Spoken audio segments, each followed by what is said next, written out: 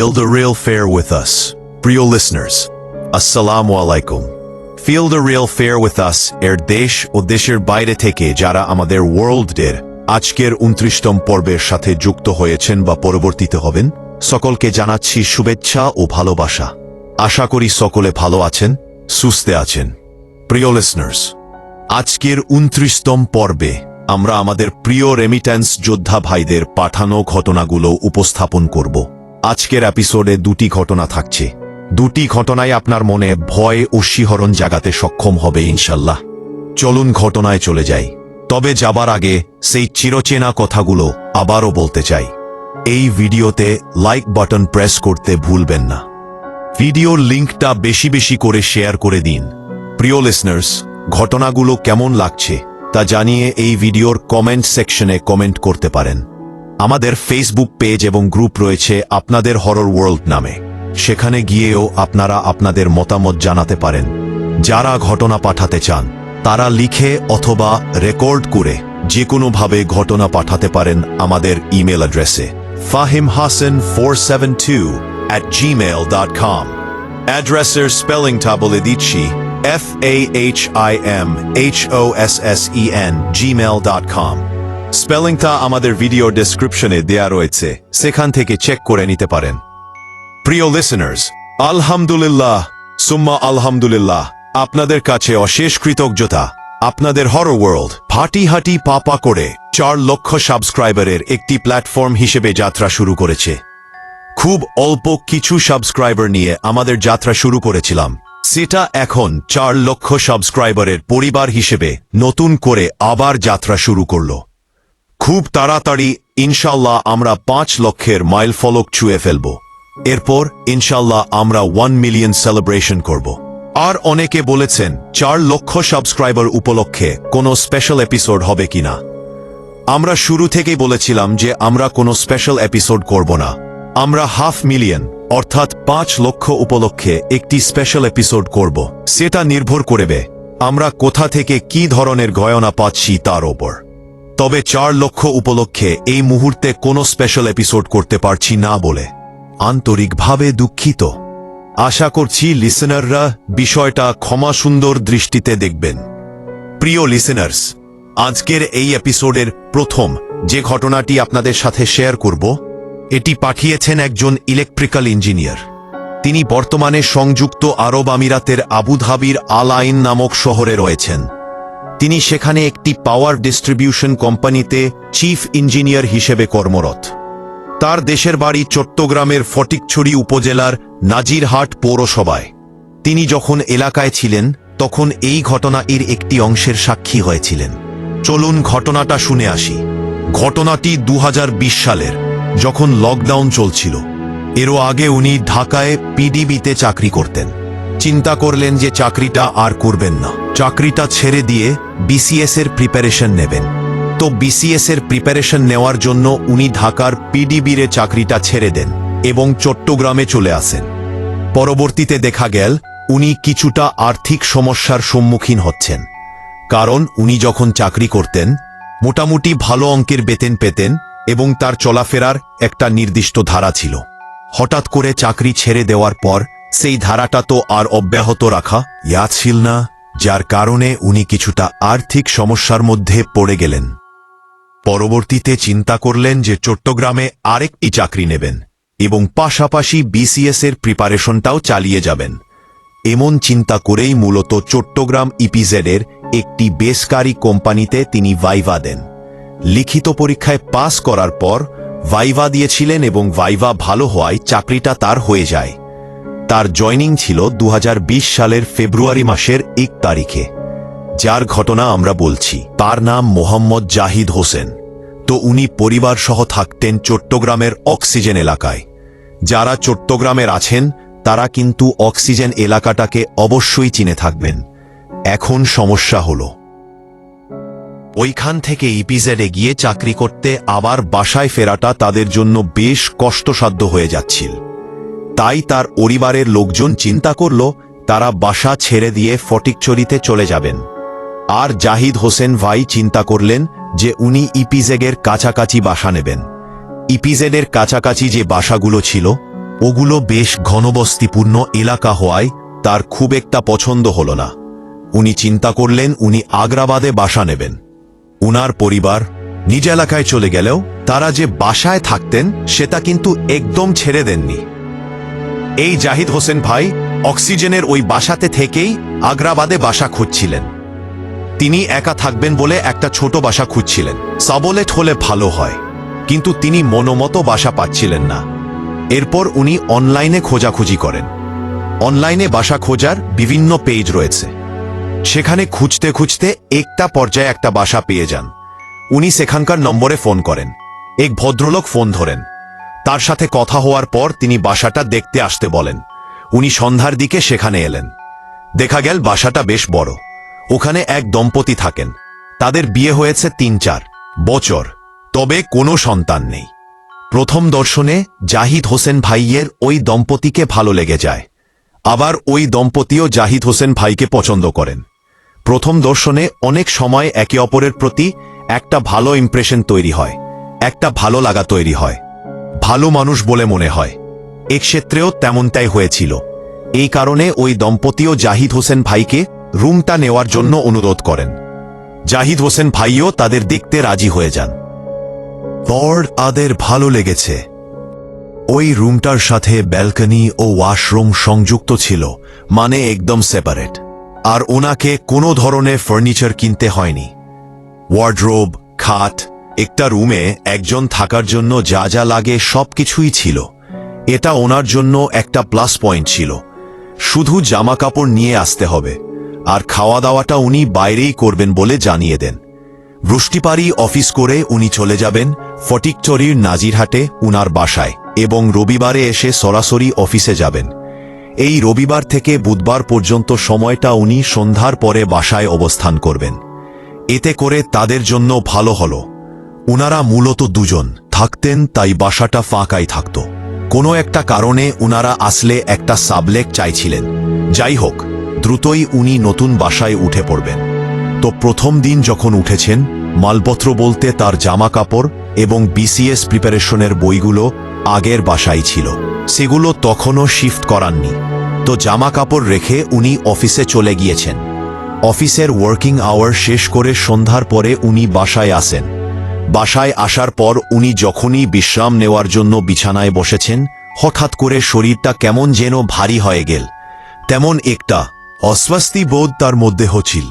কিন্তু প্রথমবার যখন উনি এই বাসায় এসেছেন, বেশ ভালো লাগছিল। বাসাটা খোলামেলা, খুব সুন্দর লাগছিল। কিন্তু এখন কেন জানি একটা অস্বস্তি বোধ কাজ করছে। তো উনি চিন্তা করলেন যে নতুন বাসা, এই কারণে হয়তোবা একটু অস্বস্তি বোধ হচ্ছে। সময়ের সাথে সাথে সেটা ঠিক হয়ে যাবে। কিন্তু এই অস্বস্তি বোধটা একটু অন্যরকম ছিল। শরীরটা ভারী ভারী হয়ে যাওয়া, কেমন একটা অনুভূতি হওয়া। আর বারবার উনার নজরটা যাচ্ছিল বেলকনির দিকে, বারান্দার দিকে। কেন জানি উনার নজরটা সেদিকেই শুদ্ধ যাচ্ছে। উনি নজরটা ফিরিয়ে রাখতে পারছেন না। এমন যে ভয়ঙ্কর কিছু দেখছেন সেরকম না। একটা পর্যায়ে উনি কি করলেন, ওই ব্যালকনির যে স্লাইডিং ডোর, থাই গ্লাসের যে ডোরটা, এটা উনি টেনে দেন এবং পর্দাও টেনে দেন। তারপরও কেন জানি মনে হচ্ছে বারবার উনার নজর ওদিকেই যাচ্ছে। তো উনি শুয়ে পড়েছেন। রাত তখন বেশ অনেক হয়েছে। উনি তখন ঘুমের মধ্যে, তবে খুব যে গভীর ঘুম তা বলা যায় না। উনি খাটের ওপরে শুয়ে আছেন। ঘুমের মধ্যে হঠাৎ করে মনে হলো উনার খাটের এক পাশ এসে অনেক ভারী কিছু বসেছে। আমরা যদি খাটের ওপরে শুয়ে থাকি, তখন বেশ মোটা সোটা পরিপূর্ণ উচ্চতার একজন মানুষ যদি খাটের এক পাশে এসে বসে, তখন খাটটা কিন্তু এক পাশে চেপে যায়। চেপে যাওয়া বলতে ওখানে একজন মানুষ যখন চাপ দেয়, তখন একটা শব্দ হয়। একটা অনুভূতি তারাই ফিল করেন যারা ওই সময় খাটে শুয়ে থাকেন। তো উনার কাছেও সেরকম ভাবে মনে হলো যে কেউ একজন খাটের উপরে এসে বসেন উনার পায়ের দিকে। আবার মনে হলো না, পায়ের দিকে না, উনার মাথার কাছে এসে বসেছে। তখন উনি সেটা ফিল করলেন। এটা ফিল করার পর উনার ঘুমটা খুব হালকা হয়ে গেল। তখন কিন্তু উনার ঘরের ফ্যান চলছে। ফ্যানের আওয়াজটা উনি কানে শুনতে পাচ্ছেন। মানে উনি চোখ খোলেননি, কিন্তু উনার ঘুমটা ভেঙে গেছে। হঠাৎ করে উনার কানের কাছে বেশ মোটা ভারী কণ্ঠে কেউ একজন কথা বলে উঠল। জাহিদ হোসেন ভাই জানিয়েছিলেন, কণ্ঠটা এমন ছিল যে এই ধরনের কণ্ঠ আমরা অনেক সময় শুনতে পাই, বিশেষ করে আমরা সিনেমার অ্যানাউন্সমেন্টগুলো যখন রেডিওতে বা অন্য কোনো জায়গায় শুনতাম, যে আসিতেছে এরকম মোটা ভয়েসের যে কণ্ঠগুলো আমরা শুনতাম, ওই রকম কণ্ঠে সরাসরি তাকে বলছে, এই তুমি এই বাড়িতে কি করো, এখানে কেন এসেছো, তুমি কেন এখানে? মনে রাখবে, এই বাসায় কোনো সন্তানাদি হবে না। জাস্ট এটুকুই বলেছে। উনি তো প্রচণ্ড ভয় পেয়েছেন। উনি চোখ খুলে দেখেন আর কিছু নেই। তখন ফজরের আজান দিতে বেশ দেরি। উনি প্রচণ্ড ভয় পেয়ে লাফ দিয়ে উঠে লাইট জ্বালিয়েছেন। লাইট জ্বেলে দেখেন কিছুই নেই, তবে ওই বিছানায় ওই পাশে কিছু একটা বসেছিল। ওই জায়গাটা দেবে গেছে এমন আলামত উনার কাছে কিছুটা হলেও মনে হচ্ছিল। এখন এইরকম সময় তো দরজা খুলে ওই আপু আর ভাইয়াকে ডাকাডাকি করা যায় না। উনারা তো ঘুমাচ্ছেন, বিষয়টা ভালো দেখায় না। কিন্তু উনি অপেক্ষা করছিলেন কখন সকাল হবে আর উনারা ঘুম থেকে উঠে দরজা খুলে ড্রয়িং রুমে আসবেন। উনার তো সারা রাত আর ঘুম হচ্ছে না। তখন সকালবেলা উনারা ঘুম থেকে উঠে দরজা খুলেছেন। উনি তো দৌড়ে বাইরে বেরিয়েছেন। বাইরে বেরিয়ে দেখেন যে ওই আপুকে দেখে উনি বেশ চিৎকার করে বলে উঠেছেন, আপু তাড়াতাড়ি এদিকে আসেন, তাড়াতাড়ি এদিকে আসেন, আপনার সাথে আমার কথা আছে। মানুষ যখন খুব ভয় পায় বা খুব জরুরি কোনো কিছু থাকে যা এখনই বলতে হবে, তখন কিন্তু মানুষের গলার ভয়েস এরকম পরিবর্তন হয়ে যায়।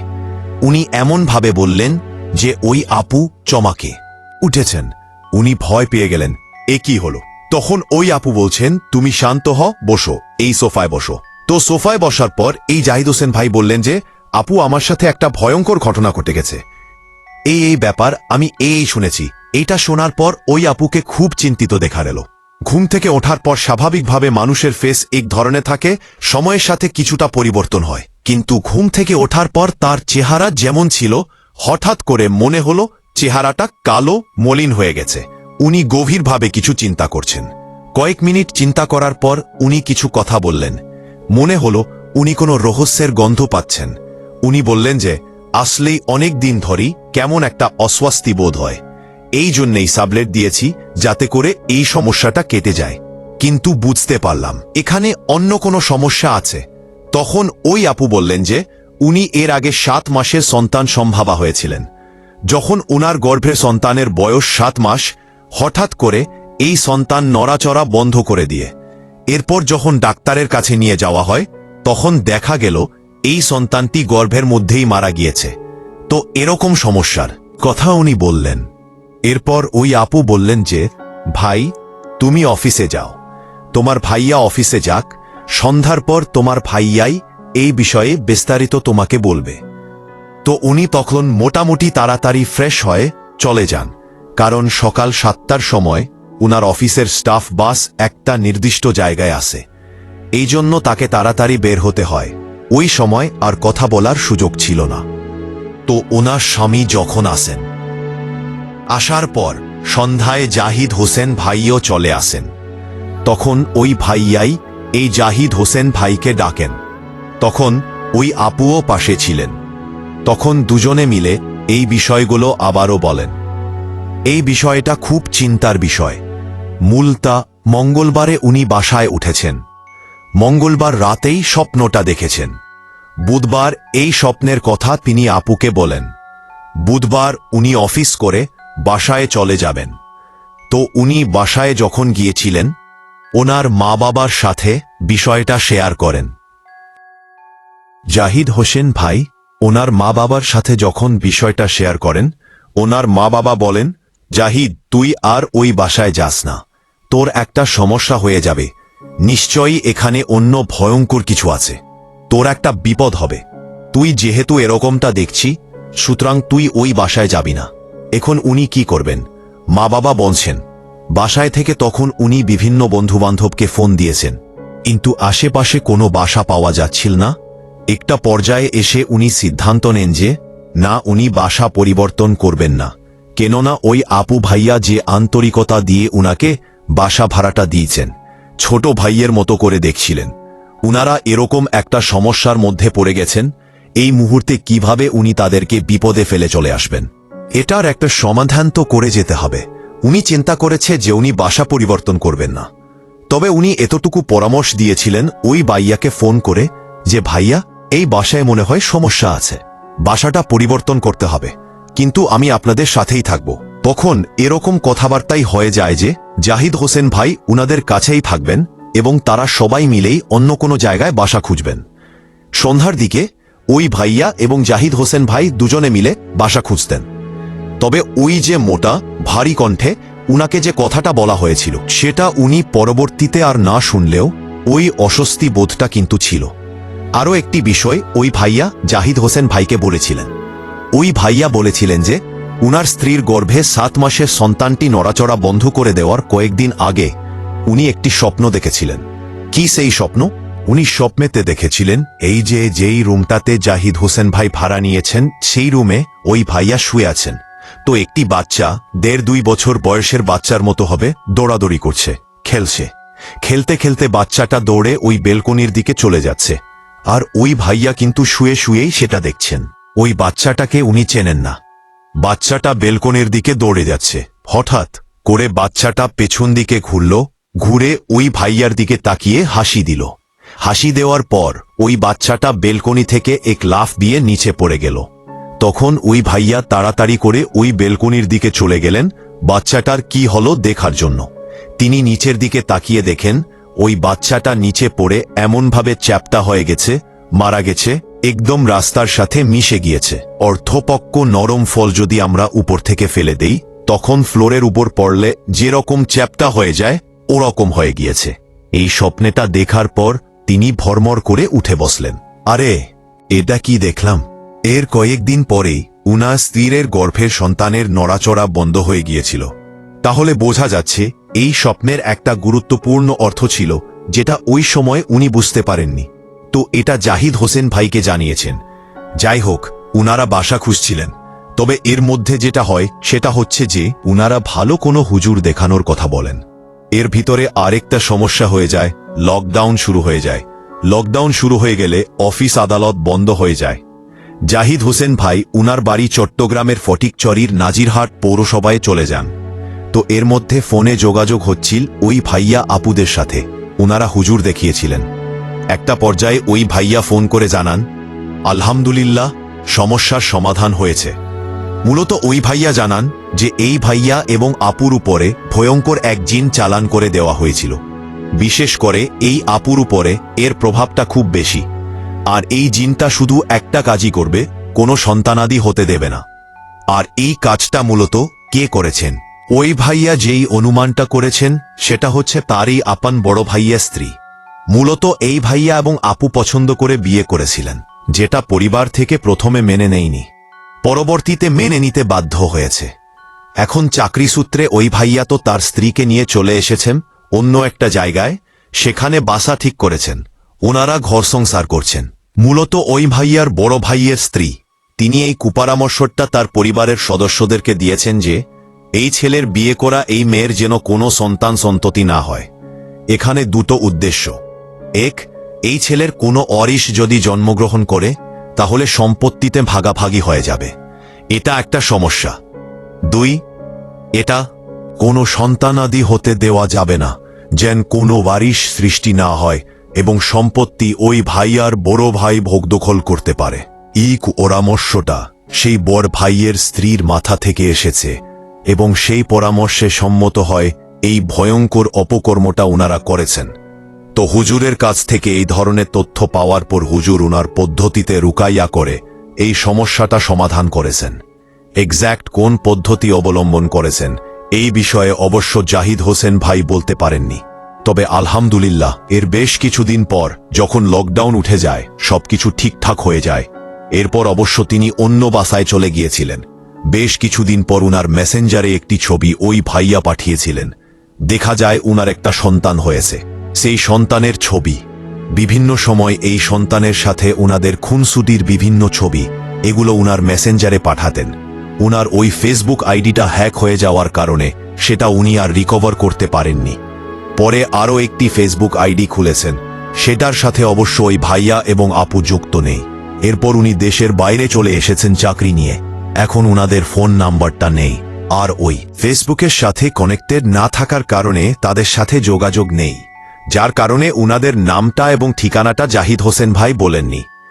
যেহেতু তাদের সাথে যোগাযোগ করে ঘটনাটি দেননি, তাই তাদের অনুমতি উনি সংগ্রহ করতে পারেননি, যার কারণে আসলে আমরাও তাদের নাম ঠিকানা পেলাম না। তো এটাই ছিল ঘটনা। প্রিয় লিসেনার্স, আপনারা একবার ভাবতে পারেন যে বড় ভাই তার ছোট ভাইয়ের স্ত্রীর উপর ব্ল্যাক ম্যাজিক করতে সম্মতি দিয়েছেন। বড় ভাইয়ের বাউ সেটা করিয়েছেন যাতে করে ছোট ভাইয়ের কোনো ওয়ারিশ জন্মগ্রহণ না করলে তো ওই সন্তান সম্পদের ভাগীদার হবে।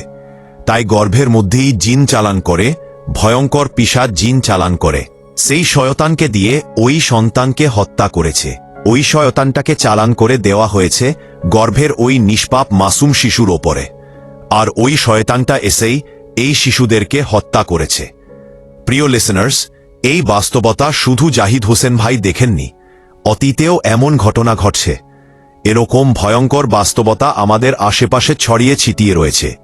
যারা এই কাজগুলো করছেন, শয়তান তাদেরকে এমনভাবে গ্রাস করে ফেলেছে যে তাদের মাথায় এই চিন্তাটা কখনোই আসছে না যে আমি যে কাজটা করছি এতে দুটো অপরাধ হচ্ছে।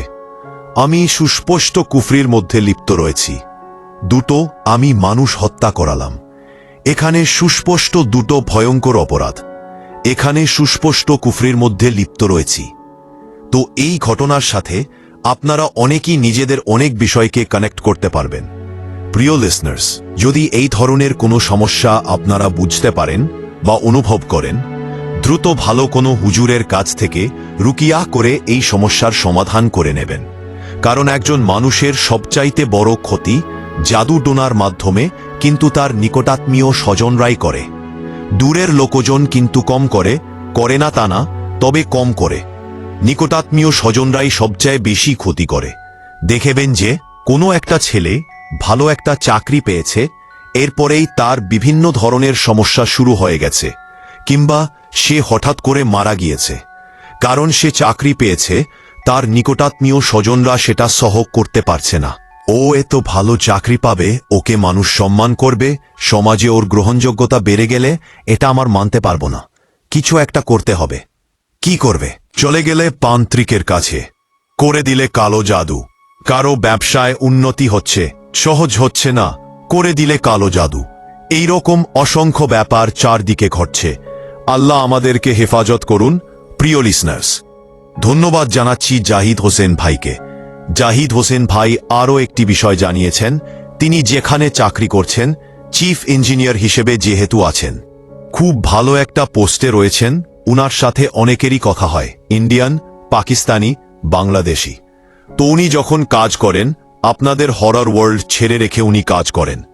যেহেতু একটা ভয়ের চ্যানেল, অনেকেই চিন্তা করেন যে দেশে কারো সাথে উনি কথা বলছেন কিনা। তখন উনি বলেন যে না, আমি কথা বলছি না, আমি এরকম একটা হরর চ্যানেলের ঘটনা শুনছি যারা সত্যি ভয়ের ঘটনা শেয়ার করে। তখন তারাও অনেকেই কৌতূহলী হয়, জিজ্ঞেস করেন এই বিষয়।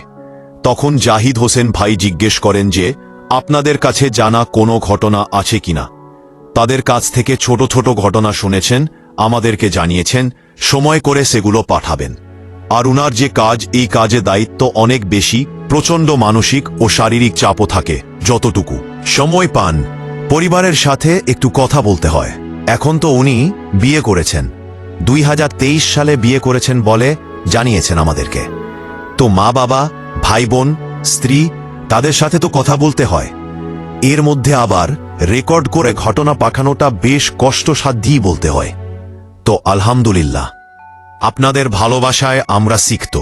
আপনাদের একটা ব্যস্ততার মধ্যে দিয়েও যে ঘটনা রেকর্ড করে আমাদেরকে পাঠাচ্ছেন বা লিখে পাঠাচ্ছেন, এটাই প্রমাণ করে আমরা সত্যবহের ঘটনা প্রচারের ব্রত নিয়ে এগিয়েছিলাম এবং আমরা ধীর গতিতে হলেও আস্তে আস্তে এগোচ্ছি।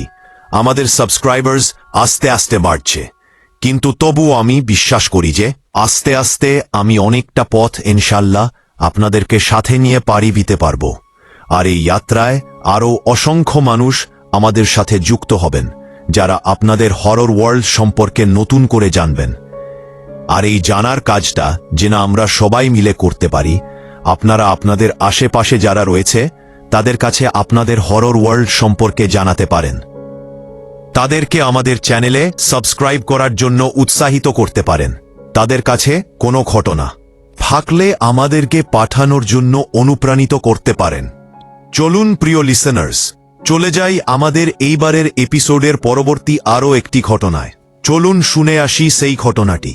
চলে এলাম প্রিয় লিসেনার্স আমাদের এইবারের 29তম পর্বের শেষ ঘটনায়। এই ঘটনাটি বেশ মর্মান্তিক, আর সত্যিকার অর্থে আমাদের যে সকল প্রবাসী ভাইরা জীবনের ঝুঁকি নিয়ে মাথার ঘাম পায়ে ফেলে কাজ করছেন দেশের জন্য, নিজের পরিবারের জন্য, এমন ভাইদের মাঝে অনেকেই নীরবে নিভৃতে পৃথিবীর মায়া ত্যাগ করে চলে যাচ্ছেন। কিছু মৃত্যু স্বাভাবিক, কিছু মৃত্যু অস্বাভাবিক। সেগুলোর ব্যাখ্যা অনেক ক্ষেত্রে কোনোভাবেই জানা যায় না। ব্যাখ্যা থাকলেও সেগুলো হয়তোবা প্রকাশ করা হয় না। অনেক ঘটনার পেছনের ঘটনা অপ্রকাশিতই থেকে যায়। এমনই এক অপ্রকাশিত সত্যি আপনাদের সামনে উপস্থাপন করতে চাই। এই ঘটনাটি আমাদেরকে যিনি দিয়েছেন তার নাম হোসাইন রনি। তাদের বাড়ি যশোর জেলার শার্শা উপজেলার নিজামপুর ইউনিয়নের শ্রীকোনা গ্রামে। তিনি বর্তমানে মালয়েশিয়াতে রয়েছেন এবং পেইন্টিংয়ের কাজ করছেন। তবে 10 বছর আগে তিনি যখন মালয়েশিয়াতে গিয়েছিলেন তখন কিন্তু নির্মাণ শ্রমিক হিসেবেই গিয়েছিলেন। ঘটনাটি যেখানে ঘটেছিল ওই জায়গাটার নাম হচ্ছে ফরেস্ট সিটি, অর্থাৎ জঙ্গল শহর। ওটা যে এলাকাতে অবস্থিত তার নাম জোহর বারু বা এই টাইপের একটা নাম বলেছেন হোসাইন রনি ভাই। এটা 2016 সালের আগে একটা জঙ্গলের মতো ছিল জায়গাটা, মূলত একটা দ্বীপ। অনেক জায়গাতেই ভয়ঙ্কর ভয়ঙ্কর জঙ্গল ছিল। তো ওখানে 100-র উপরে প্রজেক্ট হবে এরকম একটা পরিকল্পনা সরকার নেয় এবং বিভিন্ন কোম্পানিকে এই দায়িত্ব দেওয়া হয়। সেখানে যে কোনো লোক থাকতো না, বিষয়টা এরকম না, অল্প লোকজন বসবাস করত। তো ওই জায়গাটাতে আবার নতুন করে একটি পরিকল্পনা নেয় সরকার, সুন্দর করে ওটাকে গড়ে তুলবে। ফরেস্ট রেখেই বিভিন্ন জায়গায় একটা সিটি গড়ে তোলা হবে। এই জন্য এই এরিয়াটার নাম হয়েছে ফরেস্ট সিটি। সমুদ্র এবং জঙ্গল, জায়গাটা যেমন ভয়ঙ্কর তেমন সুন্দরও বটে।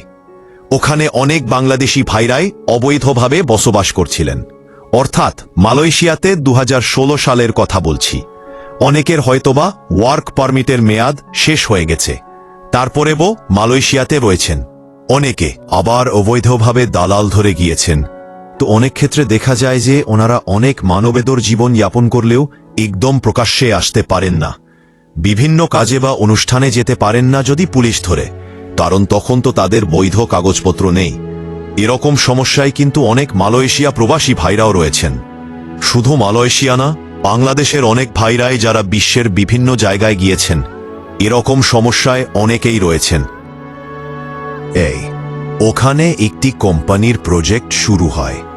বিভিন্ন কোম্পানি তো দায়িত্ব পেয়েছিল। তো ওই কোম্পানির যিনি প্রজেক্ট ম্যানেজার তিনি ছিলেন একজন চাইনিজ। তো তিনি যখন ওখানে কাজ শুরু করেন, কাজ শুরু করার পরে তিনি নাকি একটা স্বপ্ন দেখেন। তিনি স্বপ্নে দেখেন কোনো এক অবয়ব তাকে বলছে যে এখানে কাজ শুরু করবি না, যদি করিস তাহলে সমস্যা হবে।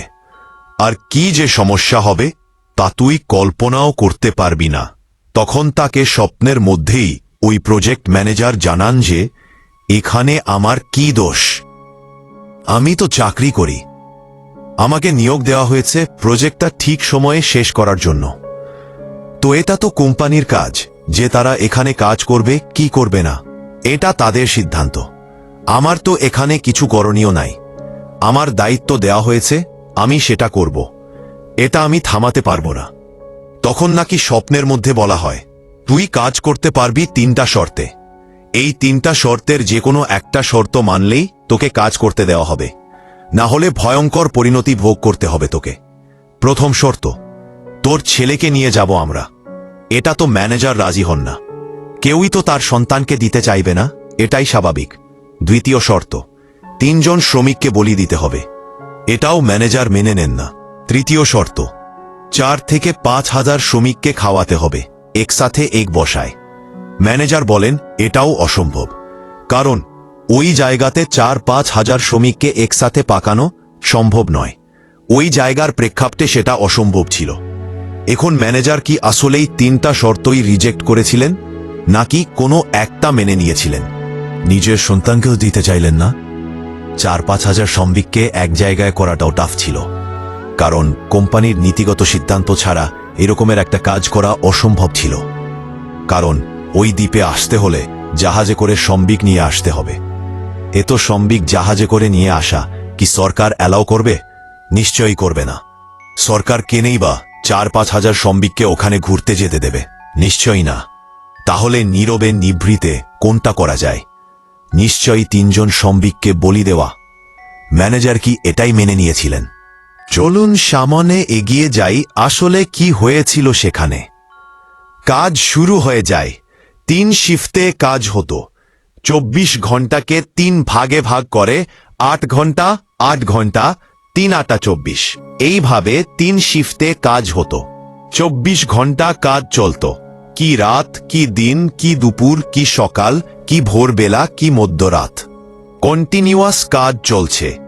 কাজ চলতে চলতে যখন 30 তলা পর্যন্ত কমপ্লিট হয়ে যায়, ওটা ছিল 56 তলা বিশিষ্ট একটি বিল্ডিং, তখন শুরু হয়ে গেল সমস্যা।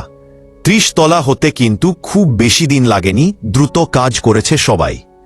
30 তলা হয়ে যাওয়ার পর যে শ্রমিকরা বিভিন্ন ফ্লোরে থাকত, তারা রাতের বেলা শুনত কাদের ঠিক ইমিডিয়েট ওপরের ফ্লোরে কেউ যেন দৌড়াদৌড়ি করছে। এত দৌড়াদৌড়ি করছে যে ঘুমাতে পারে না। এখন যেহেতু 24 ঘন্টায় কাজ হচ্ছে, হয়তোবা এই কারণেই কোনো একটা জায়গায় শব্দ হচ্ছে। কিন্তু না, তারা এমন এমন ফ্লোরে থাকত যে ফ্লোরে আসলে শব্দ হওয়ার কথা না। 30 তলার উপরে কাজ হবে, কিন্তু যারা একদম নিচের দিকে থাকে তাদের তো ইমিডিয়েট ছাদের উপরে কেউ ছিল না। তারা চিন্তা করল, এত রাতে দৌড়াদৌড়ি করে কে? কেউ কেউ উপরে উঠে কিছুই দেখতে পেত না। এর মধ্যে ওখানে একটা আতঙ্ক ছড়িয়ে পড়ে শ্রমিকদের মধ্যে।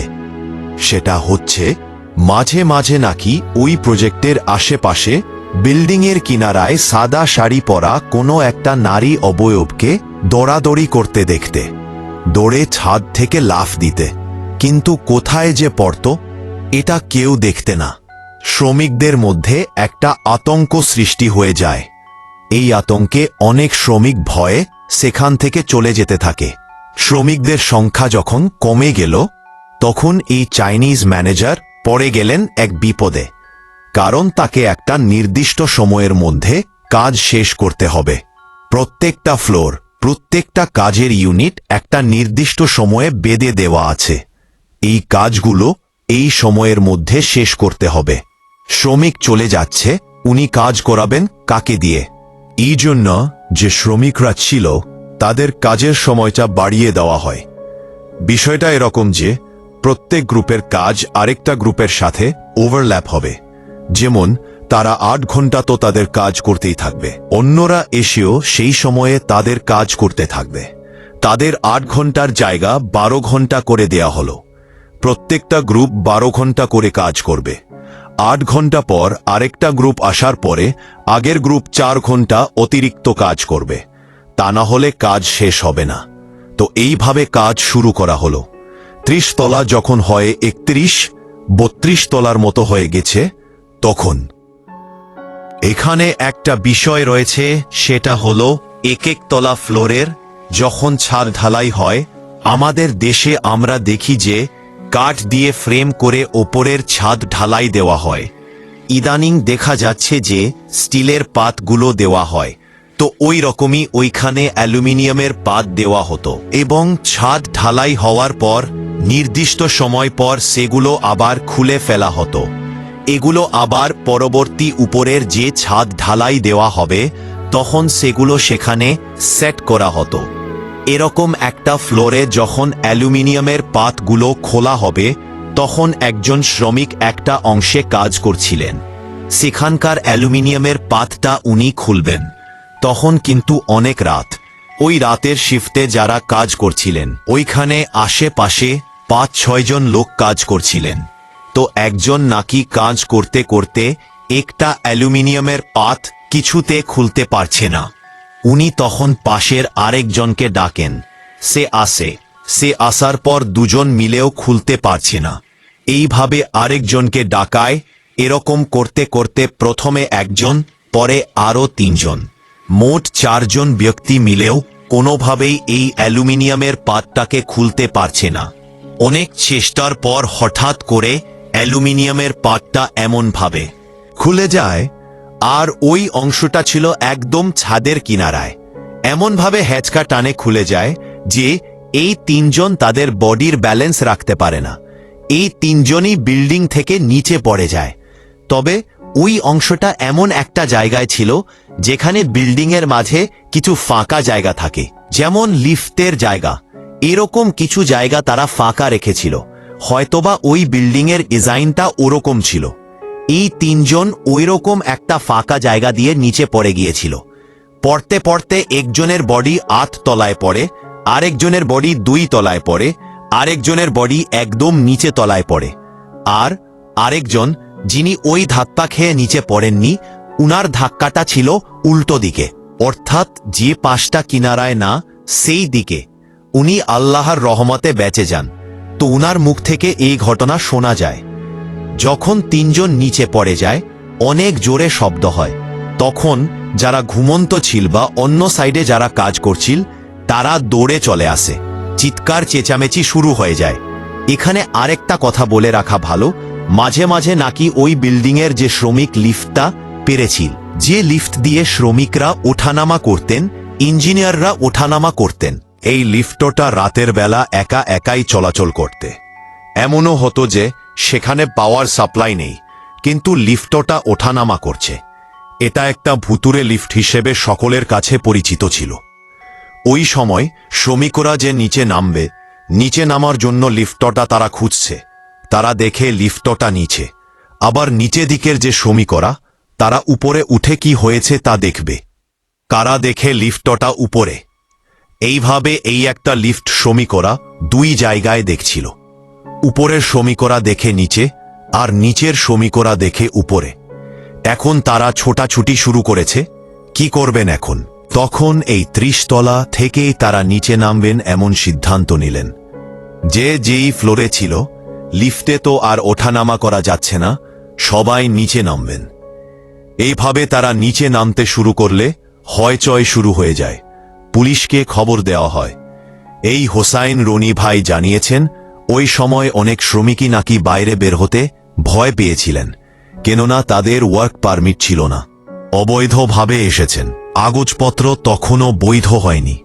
বাইরে বের হলে, পুলিশের মুখোমুখি হলে তখন আরেকটা বিপদ হতে পারে। ইচ্ছা থাকার পরও তারা বাইরে বের হতে পারেননি।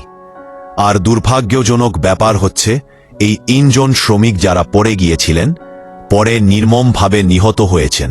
এই 3 জনই বাংলাদেশি রেমিট্যান্সি যোদ্ধা ভাই। তাদের বডি পুলিশ নিয়ে যায়, ফ্রিজিং করে রাখে।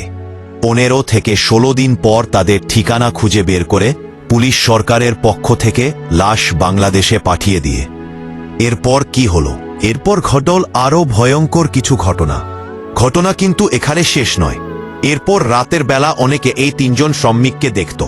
তারা বসে গল্প করেছে, কান্নাকাটি করেছে, হাঁটাহাঁটি করেছে। কেউ কেউ নাকি তাদের কাজও করতে দেখত।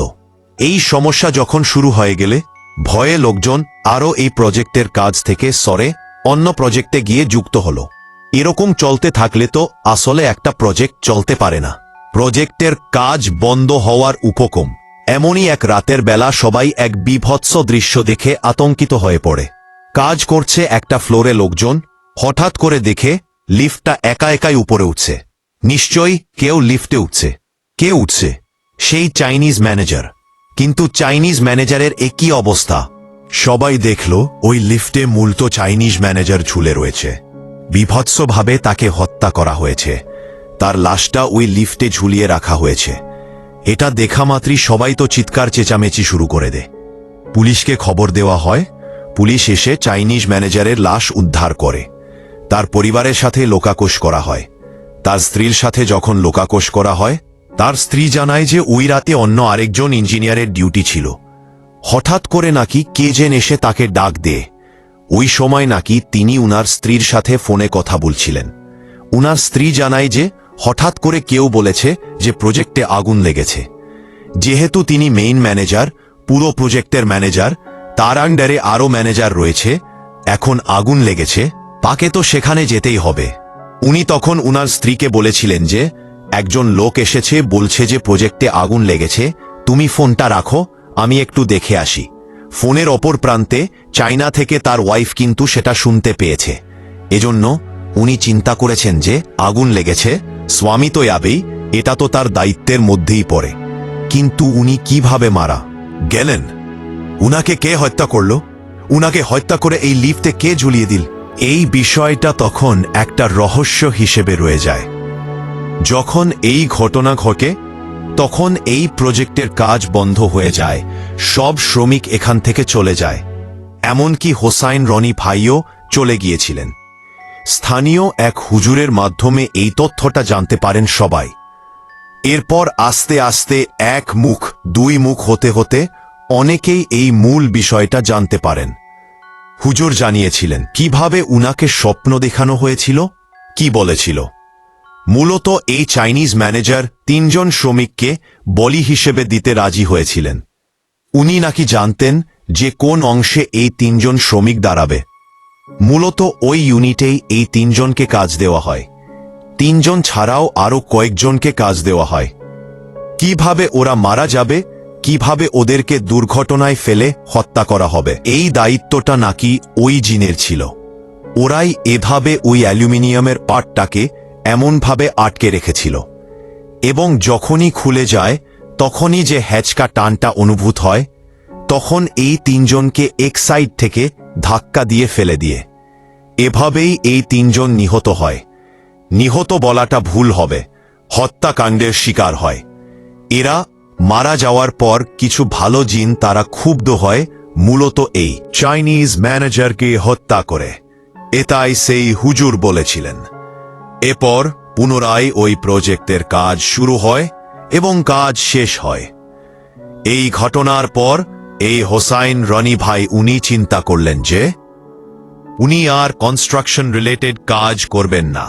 এরপর থেকে উনি পেন্টিংয়ের কাজে নিজেকে মনোনিবেশ করার চেষ্টা করেন। এখন পর্যন্ত উনি পেন্টিংয়ের কাজেই করছেন মালয়েশিয়াতে।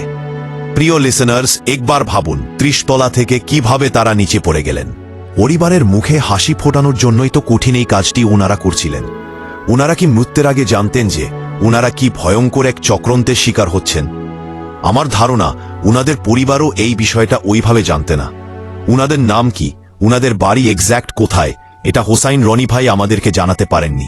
তবে আপনাদের হরর ওয়ার্ল্ডের পক্ষ থেকে আমি জানাচ্ছি যে আপনাদের যদি ওই সময় ২০১৬ সালে আপনাদের আশেপাশে মালয়েশিয়ার এরকম ফরেস্ট সিটিতে এই দুর্ঘটনায় নিহত কোনো শ্রমিকের বাড়ির ঠিকানা জানা থাকে, তাদেরকে অন্তত এই মেসেজটা পৌঁছে দেবেন যে কিভাবে উনারা এই ভয়ঙ্কর হত্যাকাণ্ডের শিকার হয়েছিলেন।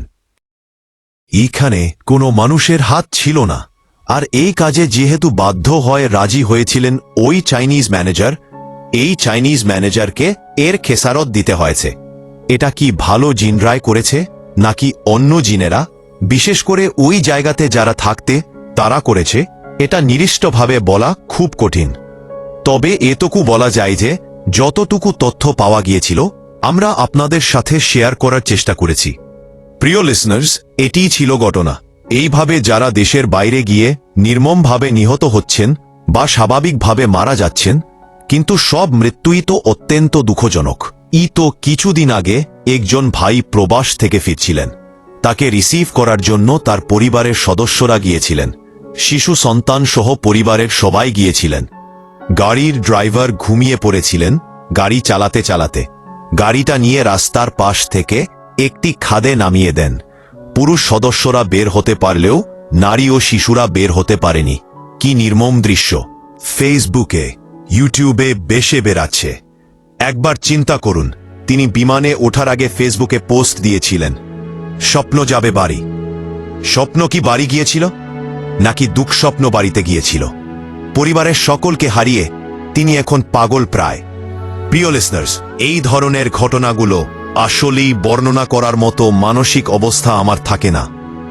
আমি এই ধরনের দৃশ্যগুলো এখন আর সহজভাবে দেখতে পারি না। আস্তে আস্তে এই দৃশ্যগুলো আমি দেখা এক প্রকার বন্ধই করে দিয়েছি। কেন যেন আমি আর সইতে পারি না। হতে পারে মানসিকভাবে অনেক দুর্বল হয়ে পড়ছি, এই জন্য আমি এগুলো সইতে পারছি না। আসলে কে সইতে পারে বলুন? একজন মানুষ সারাটা জীবন প্রবাসে থেকে কার জন্য কষ্ট করে? পরিবারের জন্যই তো। সেই পরিবারের সদস্যদের হাসিমুখ এয়ারপোর্টে দেখলেন, হাসি মুখে এয়ারপোর্ট থেকে মাইক্রোবাস নিয়ে বাইরে বের হলেন, পথিমধ্যেই সবার হাসি থেমে গেল। এই শোক কোনো মানুষ কি সইতে পারে? আল্লাহ তাআলা তার ধৈর্যের শক্তিকে বৃদ্ধি করে দিন, আর এই ধরনের ঘটনা আর কারুর সাথে যেন না ঘটে। তো প্রিয় লিসনার্স, আজকের এপিসোড এ পর্যন্তই। ভালো থাকবেন, সুস্থ থাকবেন। আমার জন্য দোয়া করুন, আমার পরিবারের জন্য দোয়া করুন। আপনাদের জন্য দোয়া রইল, আপনার পরিবারের প্রত্যেকের জন্য দোয়া রইল। মহান আল্লাহ সুবহানাহু ওয়া তাআলা আমাদেরকে ভালো রাখুন, সুস্থ রাখুন, নিরাপদে রাখুন, আপনাদের হরর ওয়ার্ল্ড এর সাথে রাখুন। আসসালামু আলাইকুম।